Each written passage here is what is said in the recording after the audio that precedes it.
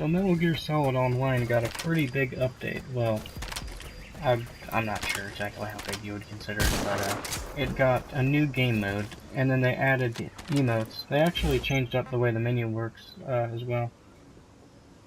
A little bit. As you can see, the iDroid isn't any different, but if you start looking at the customization menu, like, it is way different. Like, it looked different than this. I mean, you got your different characters and stuff, of course. Clearly not the best tactical choice in a Warzone, right there, clearly. And there's your emotes, because I did say they added emotes. That's kind of funny if you scroll through, like, all of them, like, it just looks stupid. But your default's been this, and this has been what it is since the beginning. Let me just...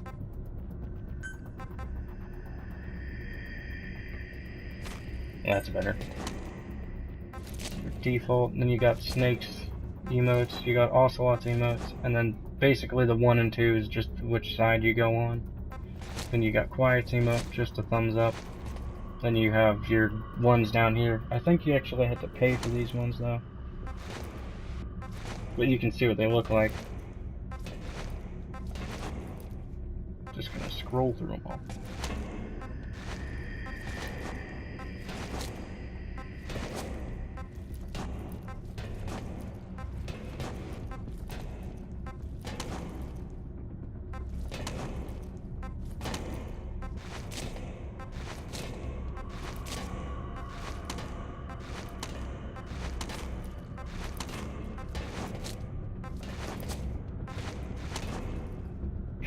I find this one the funniest of them all, to be honest.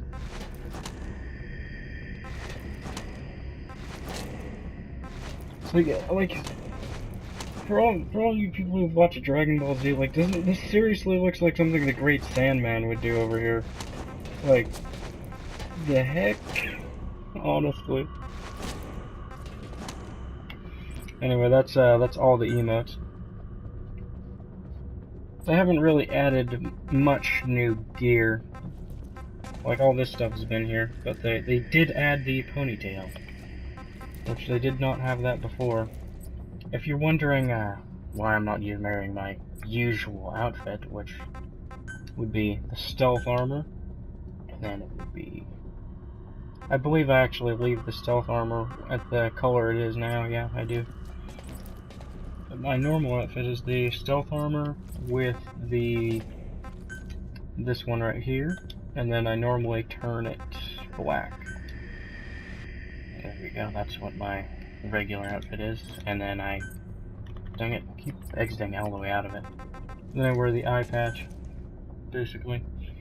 But what that outfit I was wearing earlier is you use the BDW, and then you're supposed to actually use the orange one right here, because basically the idea is you're supposed to look like a rebel, because that is the Poe Dameron outfit right there, basically. Trying to make yourself look like a rebel. And then you have to extract the enemies and question them about BB-8, where his location is. Basically. That's pretty much how the SVET thing is. But now you're supposed to use the orange, but I decided I wasn't going to be regular Poe Dameron. Oh no, I was going to be Elite Poe Dameron. So I just went with the orange tiger one, pretty much. Now since it's a rebel, you're actually supposed to have the white one, but that's 50,000 GP, which is a lot. It takes a good bit to actually get there. It's kind of one of those, like, you can buy GP points, so if you wanted it now, you could just do that stuff, but I mean, it's just white, like, literally, there's basically no point. And then you want the helmet and visor, and that completes the outfit. And you want the helmet and visor to be black. And there you go, the Poe Dameron outfit, the Elite Poe Dameron outfit, not just a regular Poe Dameron. Elite Poe Dameron. And then, here's the loadout I normally use. Well, the newer one I normally use. Since unlocking the underbarrel Wu pistol, there's really no point in just using the regular pistol. Sweet, now I can use the Fulton cannon.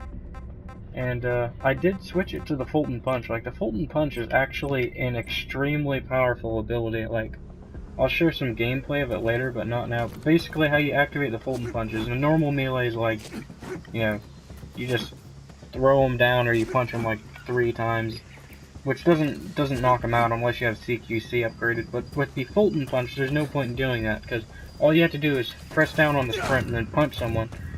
And then, now that punch, like, basically it knocks them down and Fultons them instantly, hence Fulton Punch. And it's actually extremely powerful, because after the end of the match, like, you can't like Fulton people or kill people anymore after the match is over. So you're basically just running around. You're allowed to do whatever you want. Oh, you can also, I'm not sure if I mentioned this, but you can actually do this now, like, too. It kind of reminds me of like those old games like Resident Evil, like 2. If you just like tap the analog slowly, like you would actually slide along the floor, because the animation would basically, like, it would be in between animations to where your feet never actually moved, so you'd just be like levitating, sliding across the floor. It actually took a lot of skill to do that glitch. You can actually do it in Destiny too, but it's extremely like difficult to do it. I mean, Destiny's a recent game too. That's pretty interesting. And that they actually have that in that you actually can do that. It wasn't intended, of course, but it's actually funny. Just super funny. Just look at that. Now you might be wondering, oh, would you have played Resident Evil 2? That came out so long ago. It's like, well, I'm one of the few people of this generation who went back and played some of the older games. Like, I went back and played the original Metal Gear. Yeah. Yeah. It's just, I mean, I played all the way through that thing, man. It was amazing. It was probably a lot more amazing to the people back in the day, though, because Metal Gear was really the first stealth game that ever existed. They had shooters, somewhat, back in those days, and they didn't have any stealth games though. Like, Metal Gear was like literally just the first game that even proposed the idea of stealth. I mean, in the other games, you probably could do some manner of stealth, like, I don't know, if you decide to crouch or something. I mean, it's kind of like, if you ask someone, can you be stealthy in Destiny? I mean, you can be, kind of. Like, but they'd probably say, like, you can be stealthy when you're invisible, because the enemies, like, they can't see you. That's a pretty obvious one. But, the enemies, like, as in all games, enemies have cones of vision, and if you stay out of the cone of vision, like, it's quite wide in Destiny, though, so it's really, really difficult to do stealth, and plus they place the enemies in areas to where you can't just walk around them, so you actually do have to fight most of the enemies.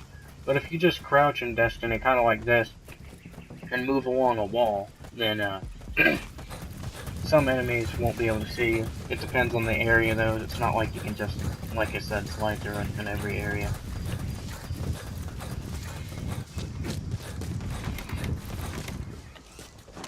Here's like the emotes and actual gameplay, though. I did talk about them earlier. I did not show them in game. Like, you got your everyday. This was the original one, of course. How you actually activate the emotes, though. You have to press in both the analogs. Sometimes you end up doing that, John. You gotta make sure you get it right. You gotta hold both the analogs, usually. And then, once you're in this position, you just move the analog to the left for a different animation, move it to the right for a different animation, and move it up. You'd get to select which ones you want and which to want. It's actually pretty interesting, because you can actually move in between the animations, like, as slowly as you want. Like, you can move through them pretty quick, too. But if you switch between animations over and over again, it looks kind of funny sometimes. Like switching between the Ocelot and the Salute animation right here. And you can actually stop halfway in between if you wanted to. And It doesn't look very interesting if you switch between the quiet one and the salute. You do it fast and it just looks weird. Then you switch between the snake taunt, well, emote, and the salute emote. Looks kind of interesting too. I think I like the ocelot switching best though. Like, look at this. And then if you switch between all of them, it looks kind of like you're trying to play an air guitar while being tased. So, just really funny. A pretty good update, to be honest. I mean, got a bunch of different stuff. Pretty sure they updated animation because, like I said, I don't think you could do this before. Maybe you could, maybe you couldn't. And I did mention, of course, if you hold it down, like, and try to sprint, like, it doesn't work. Like, you have to be walking to do this. It's just amazing. Look at this. Look at this. Dang it. It's kind of hard to do. Like, you gotta move the analog, like, super fast to do it.